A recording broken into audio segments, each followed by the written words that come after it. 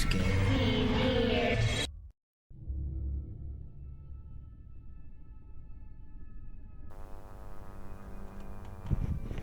The Hammer Killings.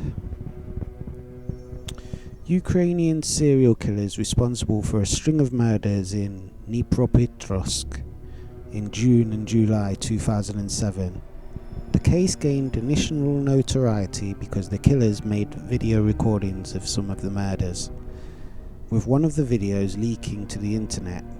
Two 19-year-old locals, Viktor Sayenko, Ukrainian-Russian, born 1st of March 1988, and Igor Suprunyuk, Russian, born on 20th of April 1988, were arrested and charged with 21 murders.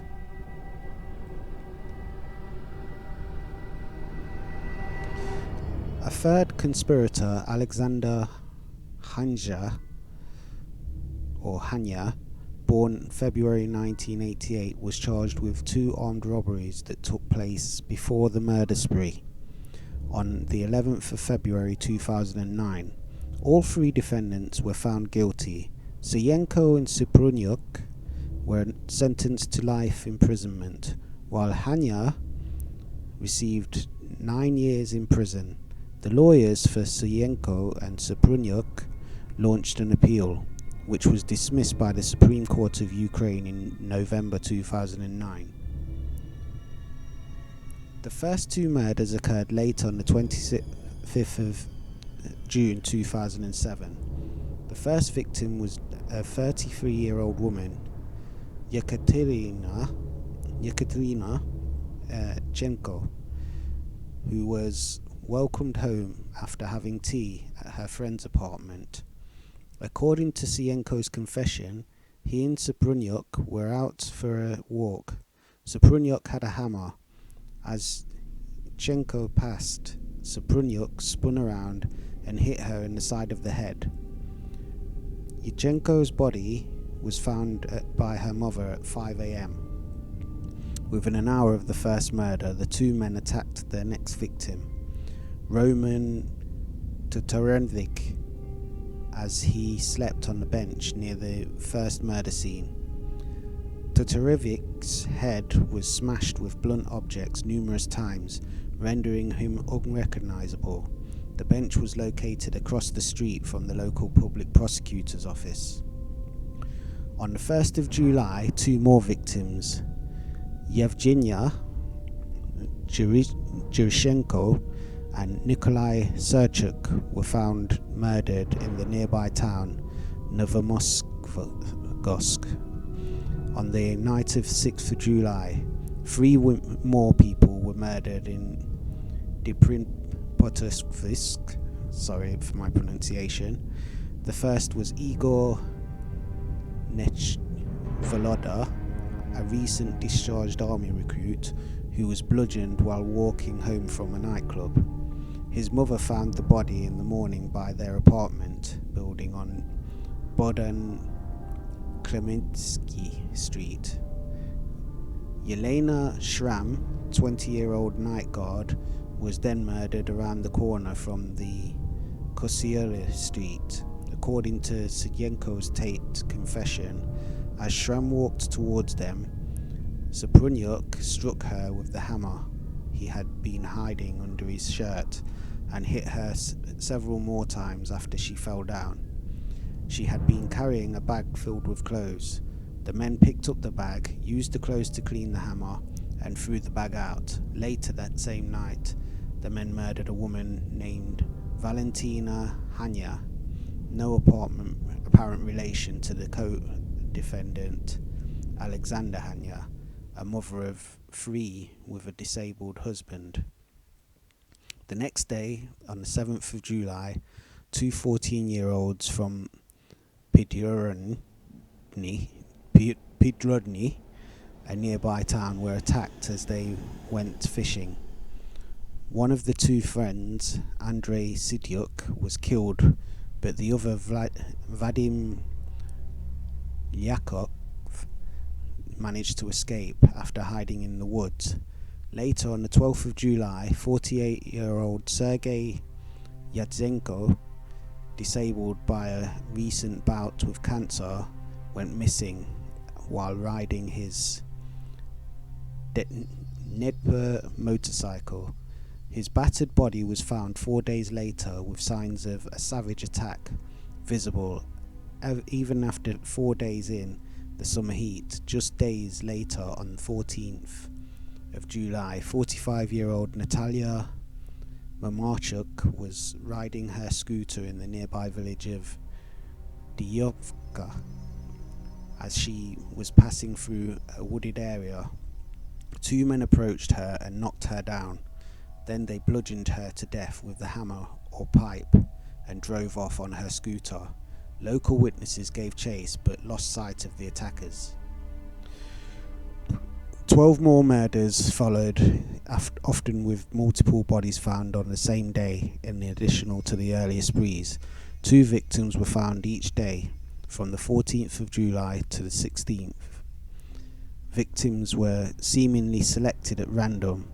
Many were vulnerable to attack, including children, the elderly, vagrants, or people under the influence of alcohol.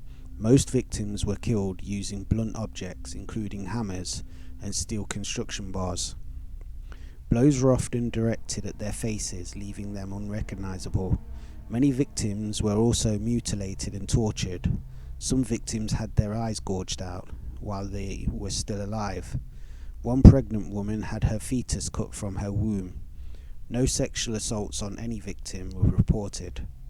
Some victims were also robbed of their mobile phones and other valuables. Their possessions pawned to second-hand shops in the area.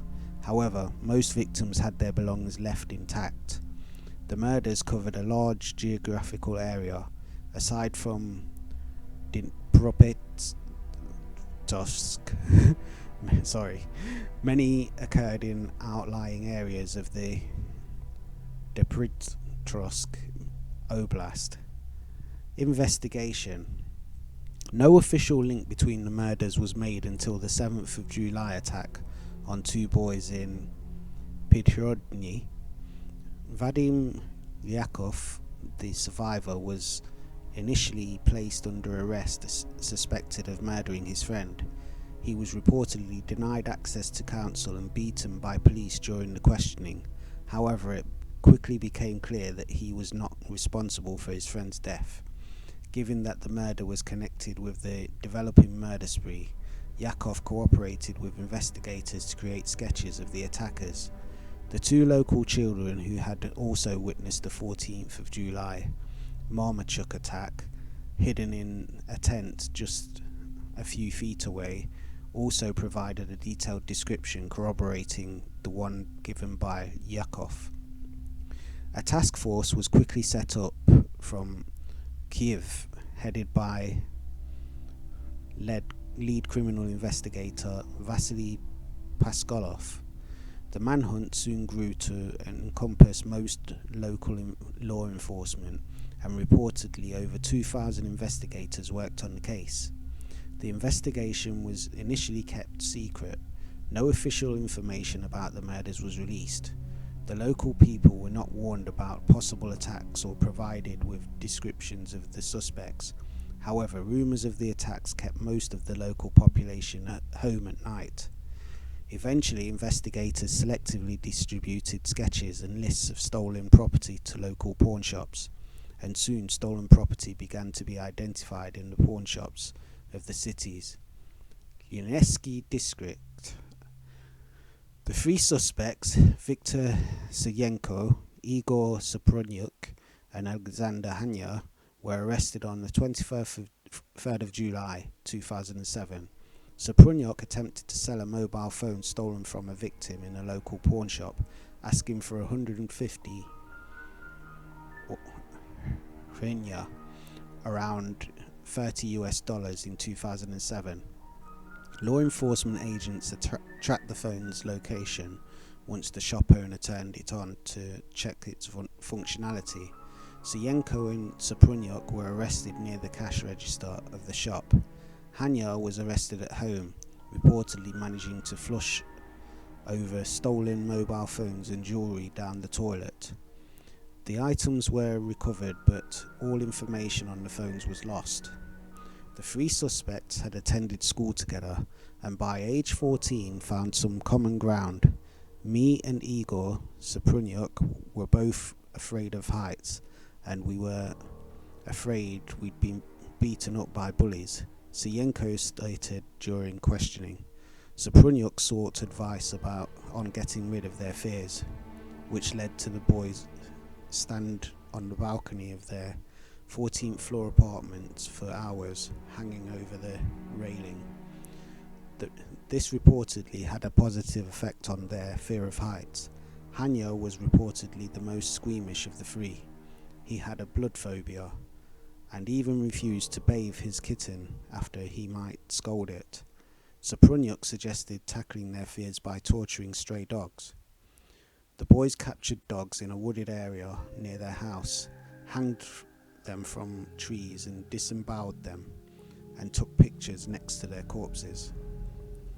Prosecution evidence included many of these photos taken by the suspects while underage. Some photos show the boys drawing swastikas and other symbols with the blood and giving the Nazi salute. In one photo, Saprunyuk poses sporting a toothbrush moustache, similar to Adolf Hitler's moustache. Saprunyuk was born on 20th of April, the same day as Hitler, and referred to this fact. A long video showing the three torturing a white kitten was shown in court. It takes place in their garage. The suspects fashioned a cross from wooden boards and nailed the kitten to it, then shot it with pistols, placing foam and glue in its mouth to muffle the kitten's noises. When the boys were 17, Saprunyuk beat up a local boy and stole his bike, which then sold to Sienko. Both were arrested, but did not go to jail due to their age. After high school, Hanya drifted between odd jobs, which included a pastry chef and a construction worker. At his arrest, he had been unemployed for some time. Sienko went to a metallurgy institute part-time and worked as a security guard. Saprunyuk remained officially unemployed, but made a living driving his green Daewoo Lanos as an unlicensed taxi. The car was reportedly a birthday gift from his parents. Some months before the murder spree, Saprunyuk, with the help of Sienko and Hanya, began picking up passengers and robbing them. A green Daewoo with a taxicab's checkerboard marking was often described as the vehicle used in the murders. According to the suspects' confessions, some murder victims were picked up as passengers in the cab. Hanya reportedly participated in one where two men were robbed and then declined to take part in any further attacks. Local media reported the suspects had wealthy, influential parents with ties to law enforcement. Vladimir Saprunyuk's father, in his interview to Segodnya, stated that he had employed a Yamash as a test pilot, often flying with Leonid Kuchma, the future president of Ukraine, and continuing to serve as his personal pilot on domesticated flights after Kuchma's rise to power. Local authorities, including Deputy Interior Minister Nikolai Kopyansky, initially referred to the supposed influence of the suspects' families, but later denied the assessment, claiming that all three suspects came from poor families. However, Sienko was represented in court by his father, Igor Sienko, a lawyer. The trial. The three men were charged with involvement in 29 separate incidents, including 21 murders, and 8 more attacks where victims survived. Saprunyuk was charged with 27 cases, including 21 counts of capital murder, 8 armed robberies, and 1 count of animal cruelty. Sienko was charged with 25 instances, including 18 murders, 5 robberies, and 1 count of animal cruelty. Hanya was charged with 2 counts of armed robbery stemming from a 1st of March 2007 incident in Zernsk. All 3 confessed quickly, although Saprunyuk later withdrew his confession. Their trial began in June 2008. Saprunyuk pleaded not guilty, while the other 2 suspects pleaded guilty to all charges. Viktor Chevskus, and Saprunyuk's original case defense lawyer, left the case after reportedly being disappointed that his client's plea of insanity was not accepted. Lawyers for the victims' families argued the level of care taken by the killers during their crime spree and meant that they were fully aware of their actions. Prosecution evidence included bloodstains on the suspects' clothing and video recordings of their murders. The defense denied that people in the videos were the suspects, claiming serious problems with the investigation, including at least 10 or more murders covered up by the prosecution. Supposed cover-ups of additional arrests of people with powerful connections who were released without being charged, even naming some of the additional people supposedly involved in the murders. The case was heard by a panel of judges chaired by Judge Ivan Suchenko. The prosecution asked for life imprisonment for Suchenko and Saprunyuk, and 15 years of hard labour for Hanya. Ukraine has no capital punishment since February 2000, after the Constitutional Court ruled death penalty unconstitutional in December 1999. Motivation. The prosecution did not establish a motive behind the killings. Local media reported the killers had a plan to get rich from the murder videos they recorded.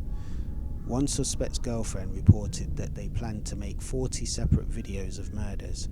This was corroborated by a former classmate who claimed he often heard Saprunyuk was in contact with unknown rich foreign website operator who ordered 40 snuff videos and would pay much money once they were made. Regional Security Chief Ivan Stupak rejected the claim the murders were committed to make internet snuff videos, saying that there was no evidence of this. Detective Bogdan Vlasenko stated, "We think they were doing it as a hobby, to have a collection of memories when they got old." Deputy Interior Minister Nikolai Kupiansky commented, "For these young men, murder was like entertainment or hunting." At the trial, it emerged that Saprunyuk collected newspaper cuttings about the case. Some photographs of the crimes had captions added, including "The weak must die, the strongest will conquer." Defense claims. The legal team defended the suspects consisted of the 3 lawyers, of 1 for each suspect. All 3 lawyers were originally court-appointed, but after the initial hearings, Suchenko requested to be represented by his father because his appointed lawyer apparently graduated from law school only 2 months earlier. The request was granted, which significantly delayed the proceedings of Suchenko's father familiarized himself with the evidence. Igor Suchenko became the most prominent figure on the defense, giving numerous interviews and taking a lead role in the court proceedings. Hanya's attorneys based their defense on the fact that he never participated in the murder spree and was involved only with a single incident 4 months before the killings began, which 2 men were robbed in the nearby town of Zernsk. Hanya admitted his guilt, hoping for leniency in sentencing. The defense strategy for the other 2 suspects was to attack the prosecution on a wide front. Multiple investigators were called to the stand, including the leader of the arrest team and the lead investigator in the case. The defense claimed illegal searches, improperly kept records, and problems during questioning. Igor Siyenko raised questions about the videotape of the searches conducted in the suspects' apartments. According to Siyenko, the tape constantly stops and restarts, showing the evidence obtained only after being picked up by investigators, but never the actual moment of discovery. The legal team also denied that the people in the murder videos were the suspects. An interview with Komsomolskaya Pravda, Igor Siyenko claimed that a fourth suspect named Danila Kozlov was initially charged with the murders. Tatyana Shram, a sister of the victim Elena Shram, also stated in the interview that she saw Kozlov's name mentioned in the court documents, and that Kozlov was reportedly aware of the murders and was with the suspects just before her sister was murdered. Shram further stated that the investigators told her Kozlov remains free because he did not murder anyone, and when her attorney attempted to bring up that matter in court, the judge asked him to sit down. Igor Siyenko continued to speculate on the influence of the families of the real killers, claiming that he conducted an interview with an escaped victim who wanted his identity kept secret for fear of his life. The unnamed victim claimed that he identified the suspects in the attack, and that 2 other men were identified and arrested. The suspects were supposedly released an hour later due to pressure from their families, and 2 of the investigators were fired. Siyenko stated in court that 4 days before the 3 suspects were arrested, police caught 2 men and a woman committing one of the murders. The suspects attacked the police officers but were arrested and were booked under the names of Siyenko and Saprunyuk, but they were not the men currently on trial. But now these details are being covered up. Siyenko said in court the investigators claim that this did not happen, but there are officers in the militia who on July 19th, 2007 received reports that those 3 were arrested. But alas, it turned out that the persons arrested had powerful parents, so the information was quickly suppressed, and instead my son and 2 of his friends were railroaded.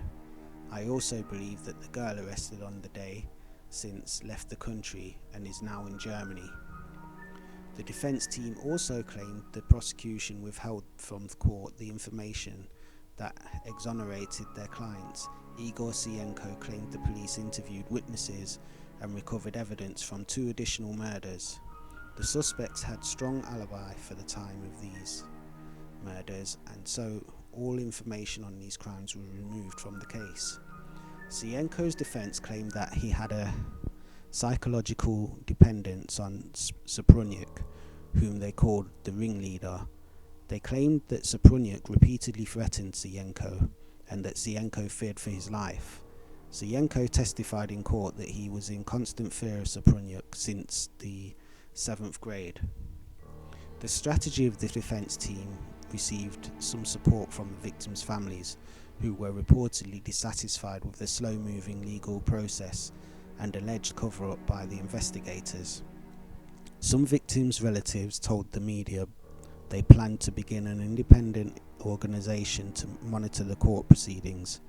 The authorities in Ukraine strongly denied the 4th person was involved in the killings, who could still be at large, and said the rumours of similar crimes taking place since the arrest of the 3 suspects were unfounded. Murder videos and photographs. The suspects' mobile phones and personal computers contained multiple recordings of murders. A video was leaked to the internet showing the murder of a 48-year-old Sergei Yatsenko. He is seen lying on his back in a wooded area, and he's struck repeatedly in the face with a hammer held inside a plastic bag. One attacker stabs Yatsenko in the eye and the abdomen with a screwdriver. Yatsenko is then struck with the hammer to ensure he is dead. The attack lasts a over 4 minutes, during which the victim lapses in and out of consciousness. One murderer is seen smiling towards the camera during the video. The murderers walk back to their car, showing that the crime took place close to the side of the road, next to their parked car. They discuss the murder calmly, expressing mild surprise that the victim was still breathing after a screwdriver was plunged into his exposed brain. The suspects then wash their hands and the hammer with a water bottle and begin to laugh. Only 2 suspects appear to be present in the video, with one always behind the camera.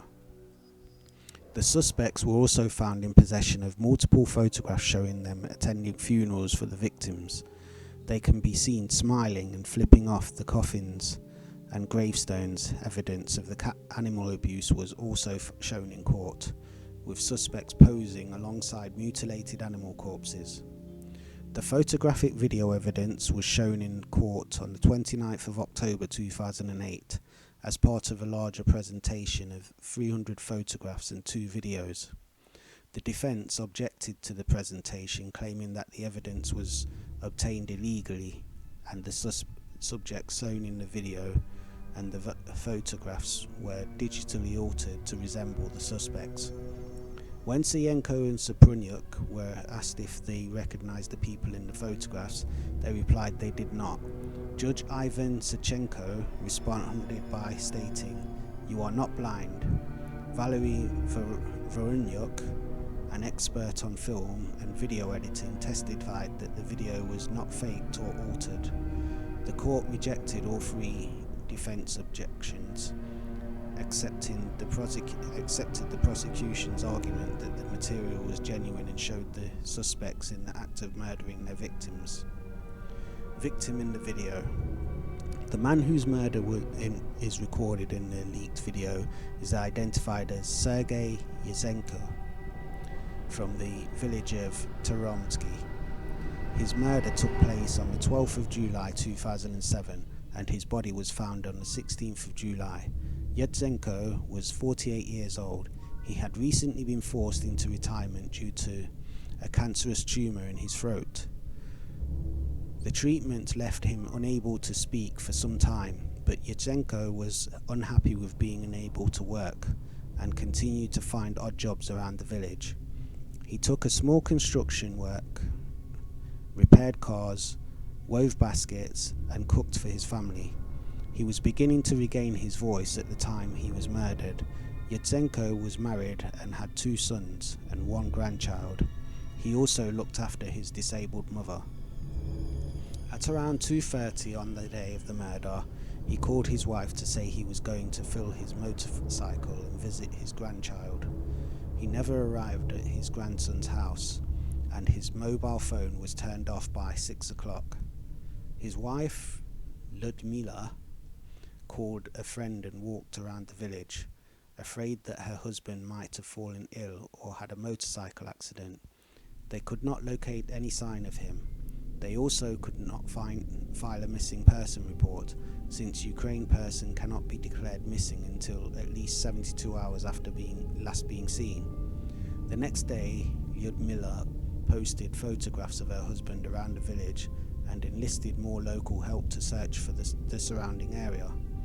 4 days later, a local who saw one of Lyudmila's posters remembered seeing an abandoned Debna bike in a remote wooded area by a garbage dump. He took Yatsenko's relatives to the scene where they discovered his mutilated and decomposing body. The fact that Yatsenko's murder was captured on video was unknown to the public until a court confession on 29th of October 2008. The unedited video of the murder was shown as part of a large presentation by the prosecution, causing shock in the gallery. The court agreed with the prosecution that the video was genuine, that it showed Saprunyuk attacking the victim, and that Sayenko was the man behind the camera. The video showing the murder of Sergei Yatsenko was leaked to a shock website based in the United States and dated 4th December 2008. Ekaterina Lechenko, Lavchenko, advisor to Ukraine's Minister of the Interior, was critical of the leak but admitted that control of videos on the internet was virtually impossible. Caitlin Moran of The Times watched part of the video and recalled her reaction in the column in 2009. Sentencing. On the 11th of February 2009, the court in Dnipropetrovsk found Sienko and Saprunyuk guilty of the premeditated murder and sentenced both to life imprisonment. Saprunyuk was found guilty of 21 murders, Sienko of 18. They also received 15-year sentences after being found guilty on the robbery charges. Hanya, who was not involved in the killings, was found guilty of robbery and sentenced to 9 years in prison. Sienko and Saprunyuk were also found guilty on the animal cruelty charges. Hanya said of Sienko and Saprunyuk, "If I had known the atrocities that they were capable of committing, I would have never gone near them," at gunpoint. The judge stated that in the verdict that the main motive of the crimes had been a desire for morbid self-affirmation. Referring to the accused, the court noted that poverty of the emotional world and their absence of interest in people and moral standards. The court's verdict was several hundred pages long and read out over 2 days. The lawyers for Sienko and Saprunyuk announced their intention to appeal, saying that the authenticity of the photographic and video evidence was not established beyond a reasonable doubt. The claim was dismissed by Edmund Saikan, a lawyer of the victims' families, who commented, "In theory, a photo can be faked, but to fake 40-minute video would require a studio and a whole year." Larissa Dovgal, a representative of the victims' families, claimed other perpetrators involved in the crimes could still be at large. The parents of Sienko and Saprunyuk repeated their belief in the innocence of their sons. Vladimir Saprunyuk claimed that Igor had been tortured to extract his confession, with the police covering his head and forcing him to inhale cigarette smoke. Speaking at a televised press conference, he cited irregularities in the investigation and said that the case against his son was false. Sienko claimed that his son was a scapegoat and that the crimes were committed by relatives of senior officials. The parents stated their intent to appeal the Supreme Court of the Ukraine and European Court of Human Rights. The parents of Sienko and Saprunyuk also argued that the sentence of Hanya was too lenient. An opinion poll conducted in Dnipropetrovsk found that 50.3% of people believed that the sentence was fair, and 48.6% believed that the sentence should have been more severe. In April 2011, a poll found that nearly 60% of Ukrainians wanted the death penalty available for serial killings, where judicial error had been ruled out. The appeal. On the 18th of August 2009, the Supreme Court of Ukraine referred the case back to Dnipropetrovsk Regional Court of the Appeal. The move was welcomed by Igor Sienko, who stated that it was a step towards clearing his son's name. Speaking at the press conference, Igor Sienko and Vladimir Saprunyuk repeated their belief in the case was based on a fabricated evidence. A spokesperson for the prosecutor's office said that the decision to refer this case back to the appeal court was procedural, and they were confident that the verdict would be upheld. The appeal was scheduled for the 5th of October 2009. In an interview with the newspaper Novy Most, the mothers of Sienko and Saprunyuk said that their children were being treated well in prison. It was also reported that Igor Sienko was considering setting up a website about the case.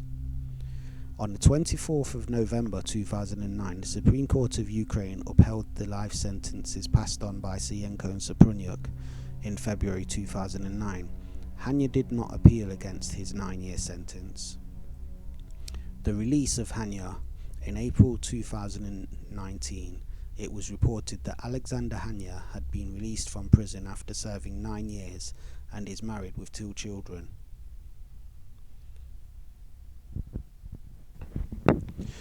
Whether guilty or innocent of these crimes, whoever did them is a pretty sick person. In closing, if they are the people that did it, then they deserve to be where they're at. If they're not, then the perpetrators are still at large and there's a major cover-up which shows a big hole in the justice system. I'd hate to think that people that can do such a thing are allowed to just walk the earth. I think the death penalty should be reinstated in some cases because there's clearly nothing else to do with people like that who have no regard for life. What do you think? Thank you very much for watching, and for those who've subscribed, I also thank you very much. Any support is much appreciated. I hope that I can continue to provide you with some useful entertainment and also some information you can learn from. Did you enjoy that? If you did, if you haven't already, please like and subscribe and hit the notifications icon so you can see when I've done another video. And I want you to tell all your friends about me. Until next time, I am Sir Shudder. See you soon. Be safe, be cool.